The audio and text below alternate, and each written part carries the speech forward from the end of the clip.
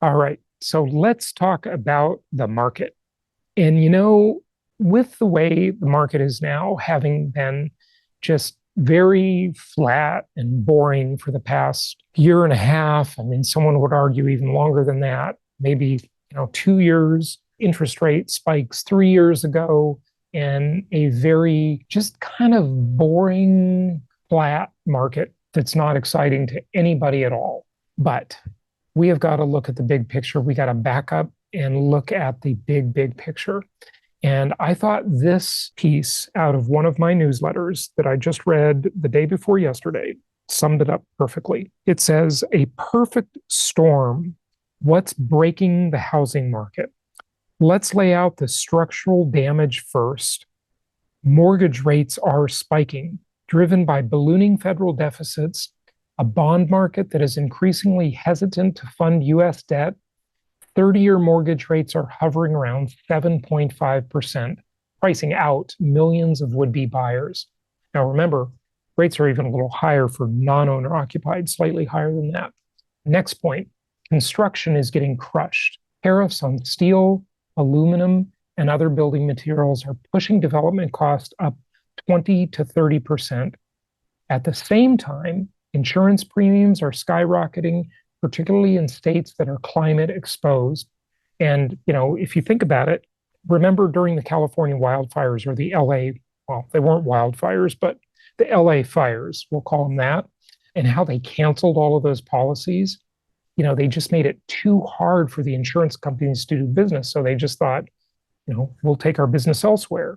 And that is going to be a very big rebuilding problem.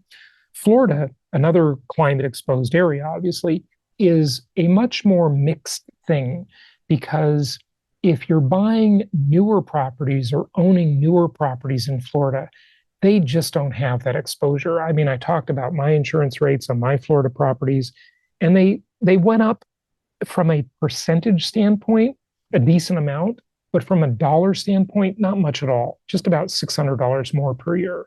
No big deal. No big deal at all. But remember, the thing we have in the housing market that acts much differently than other markets, whether it be stocks, precious metals, crypto, anything else, right, is we have very inelastic supply.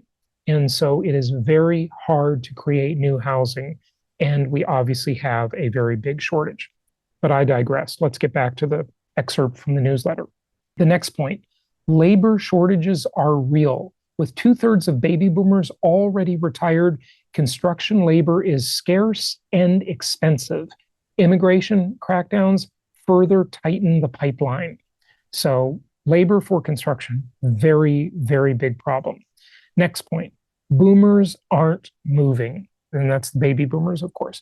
Aging in place is reducing housing turnover, leaving younger generations with fewer listings, higher prices, and more competition. All of these facts point to one conclusion, and this is in bold.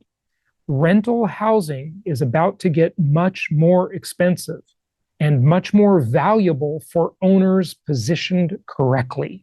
Right there is exactly the point I have been making for a very long time. All of these factors are just going to push up the prices. And remember, if it's so hard to buy a house, people are going to rent.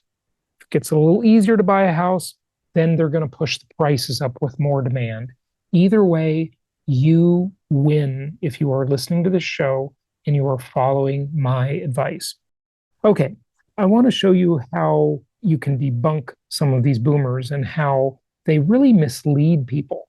So this guy, Darth Powell, like Darth Vader and Jerome Powell, I guess, is on Twitter, and he's very active there. And occasionally he posts some good things, but he's the ultimate doomer. And on April 18th, he posted this: Phoenix, Arizona housing listings going effing parabolic.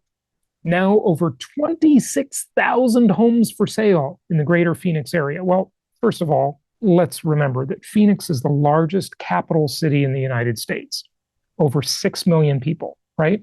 In the metro, right? But the actual Phoenix itself is not that big. And we'll go over those population stats in just a moment. So listings, parabolic, right? Doom is upon us. And I say, compared to what?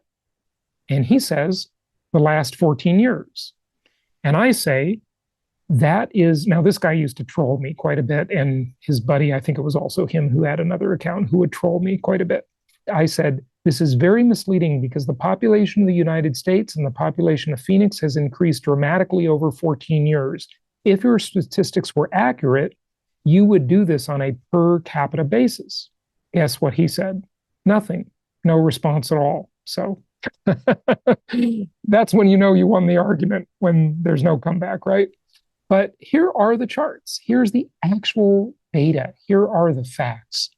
So 14 years ago, the population of Phoenix was 4,253,485 people in 2011. And this is from the Fred website, the St. Louis Federal Reserve. He's always posting charts from that site. Okay. And, everybody uses that site. So here we are last year. This isn't even totally current. It's just to the end of last year. At the end of last year, the population was 5,186,958 people. That's an additional 937,000 people. Call it 1,000,000 people for round numbers.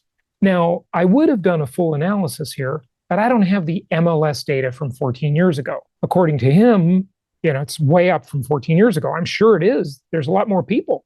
I mean, the whole market is 1 million people larger than it used to be 14 years ago. Of course, there should be more listings.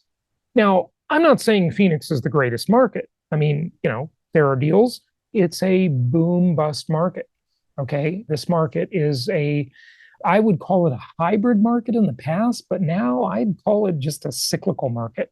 There is just so much desire to live in a place like that that's reasonably priced, but not California prices. Okay.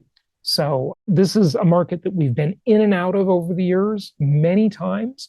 Again, we're area agnostic. So we go where the deals make sense at the time. And when they don't make sense, we stop recommending those deals.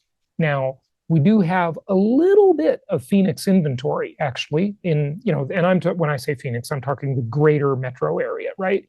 We do have a little bit of inventory there in some selected pockets. So reach out to your investment counselor if you want to know more about those properties, and we'll be glad to help you with those. Or in any of our markets from Tennessee to Alabama to Florida, and Florida, some markets, a little over speculated, right? We've talked about that. But we've got lots of markets all around the country, and we're area agnostic, but you should be investing.